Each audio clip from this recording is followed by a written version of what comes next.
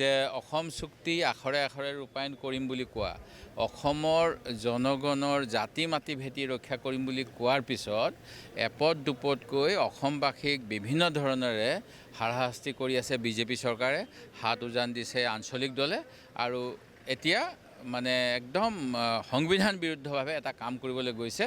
এইটো দুৰ্ভাগ্যজনক। আমি কি কৰিব পাৰোঁ আলোচনা কৰি আছোঁ, কাৰণ আমি কোৰ্টত গৈছিলোঁ। এটা ছাবজুডিচ মেটাৰত কিয় এনেকুৱা কৰিছে আমি নাজানো। যে অসম চুক্তি আখৰে আখৰে ৰূপায়ণ কৰিম বুলি কোৱা, অসমৰ জনগণৰ জাতি মাটি ভেটি ৰক্ষা কৰিম বুলি কোৱাৰ পিছত এপদ দুপদকৈ অসমবাসীক বিভিন্ন ধৰণেৰে হাৰাশাস্তি কৰি আছে বিজেপি চৰকাৰে, হাত উজান দিছে আঞ্চলিক দলে আৰু এতিয়া মানে একদম সংবিধান বিৰুদ্ধভাৱে এটা কাম কৰিবলৈ গৈছে। এইটো দুৰ্ভাগ্যজনক। আমি কি কৰিব পাৰোঁ আলোচনা কৰি আছোঁ, কাৰণ আমি কোৰ্টত গৈছিলোঁ। এটা ছাবজুডিচ মেটাৰত কিয় এনেকুৱা কৰিছে আমি নাজানো।